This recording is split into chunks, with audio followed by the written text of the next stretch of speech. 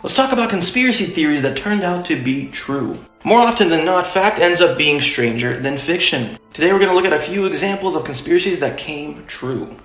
Number 1, Operation Paperclip.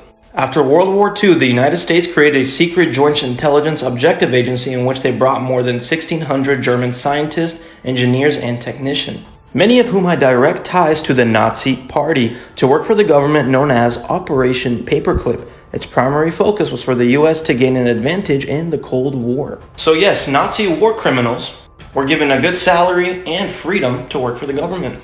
Wernher von Braun was the head of NASA in 1969, a Nazi war criminal.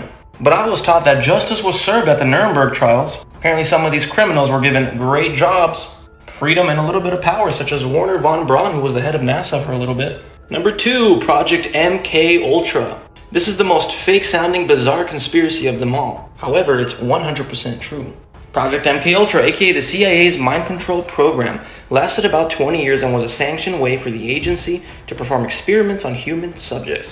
Most famously, they gave people LSD to unwitting subjects in social situations. To administer these tests, no medical personnel was available. Often this resulted in the subject being sick for days. Maybe this is why hallucinogenic drugs became popular in the 60s and 70s. When you take acid or any other hallucinogenic drugs, it opens you up to ideas you would have never considered before.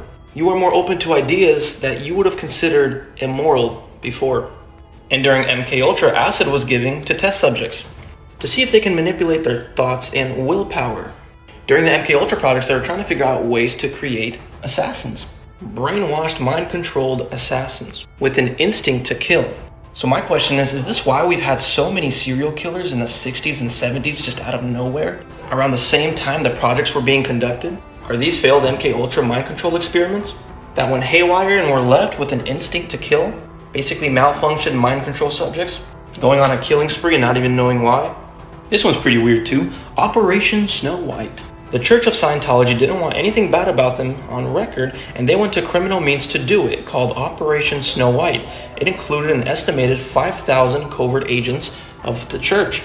Church members who infiltrated 136 government agencies to scrub unfavorable records about Scientology and its founder L. Ron Hubbard. See, when it comes to my content, I'd never waste any time on conspiracies that didn't have some evidence behind it. I don't deny something just because it sounds crazy. If there's proof and evidence for it, I won't deny it because I understand that there is truth outside of my perception of reality, my little bubble that I was placed in. And that goes for every one of you. Not everything you've been taught is true, and not everything you haven't been taught is not true. There is truth outside your little reality bubble that you never learned about. Most people are in denial not for lack of evidence, but because they simply sound crazy.